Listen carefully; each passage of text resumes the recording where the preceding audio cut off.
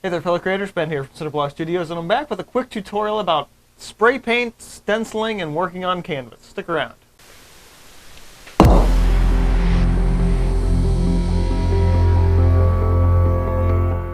So I'm currently about, 65-75% through on this new painting, and I've got a little bit of a problem right now.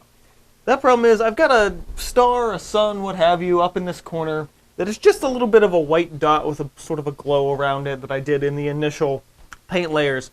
But I really want to add a bit of a glare to this. Now I've done this in the past by getting a little bit of white paint on like an index card, doing a nice little cross image.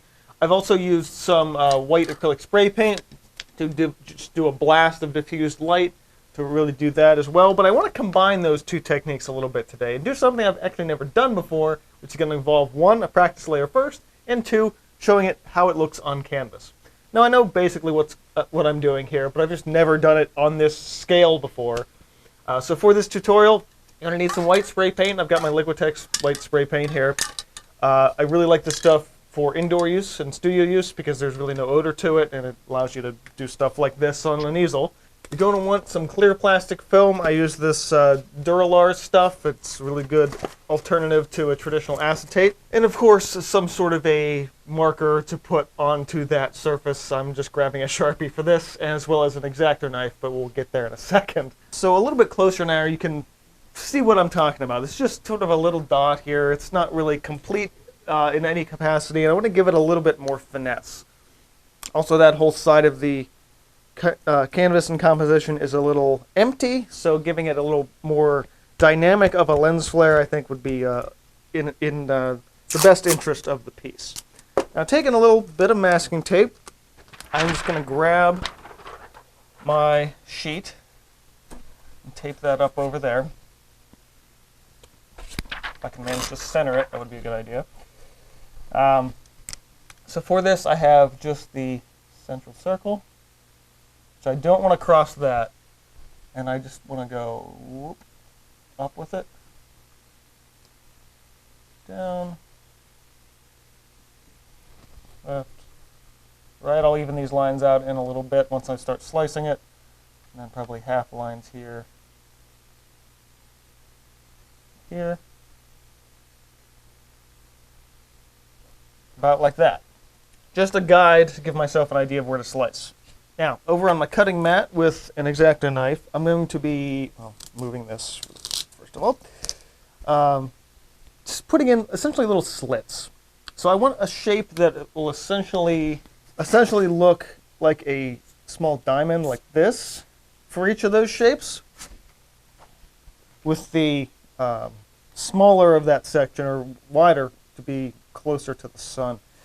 Now, the instinct would be just to cut like a big triangle or something like that, but the problem in doing that is you often end up with corners that don't really sit down, and you can't then retape them to the canvas surface, and then you have weird tape lines and everything else. It's a bit of a hassle, so we got to be a little more selective with where we're cutting. So I will be moving very. We also don't want it to be super wide.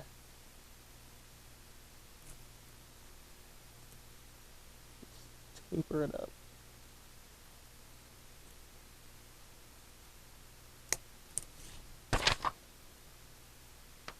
Like any kind of stencil work, you can always cut more off. We can't cut. Okay, that took a little longer than I was expecting it to. So the goal here, like I mentioned before, is not to have any loose triangles. So none of these lines actually intersect to the point where you would then see, essentially have a flap where the spray paint could then get underneath that little flap. Now, again, not super confident going in immediately, but that's why we have something like corrugated cardboard to practice on. Never underestimate the power of cardboard when it comes to practicing your acrylic techniques. Okay, so little spray paint and a test run.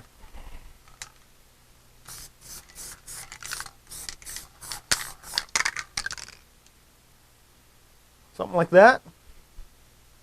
Seems very Christmassy, actually. I might end up doubling it up.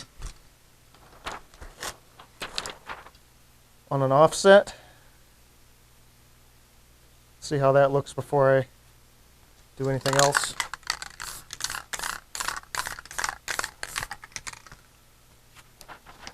That looks pretty good. Yeah, I definitely like the offset one. So that makes me a lot more confident. So let's go ahead and take that back to canvas. We'll go ahead and line this up with our sun that we had before. Now I noticed as soon as I pulled it off the cardboard, I had spray lines on the edges where I kind of oversprayed, so I opted for a thinner spray cap.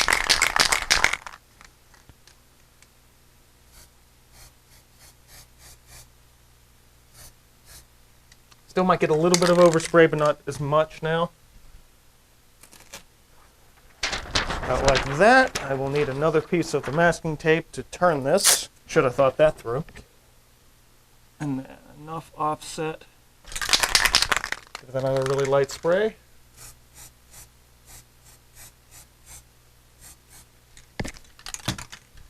Pull that back.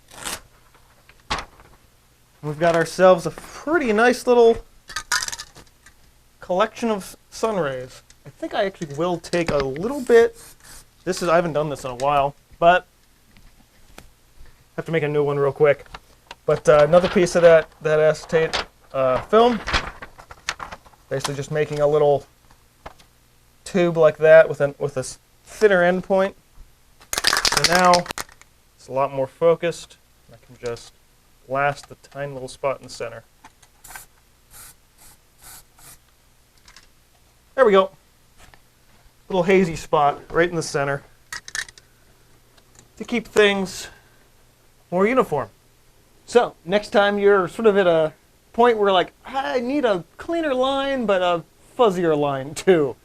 Something simple as creating a stencil and spray painting with it can really end up with a pretty cool effect. Honestly, that's one of the coolest little things I've ever done for a space piece, and I'll definitely have to remember that for future projects, but it's worked pretty well. And honestly, actually I can see some fuzziness of the lines, which I wasn't supposed to have that problem, but I can fix that with a little bit of extra mist without any major issues. But that's pretty much it. A little bit of work with an X-Acto knife and you don't necessarily have to use the clear plastic film. You can use probably just printer paper, honestly. Although do note if you're using paper, especially thinner papers, the paint, any kind of spray paint or overlay will absorb into that paper and then stick to the canvas. So you don't necessarily want to have that happen. So that's why having the clear plastic film is actually quite nice, because it resists. So that's going to be it for this week's little tutorial. I hope you guys enjoyed this and learned something. If you did, go ahead and hit the like button. Get subscribed if you're not already. Let me know your thoughts and comments below if you've used stenciling before or were inspired to try something with this. Thanks guys for watching. Keep on creating. And this has been Cinder Studios, and I will see you guys next time. Okay, back to work.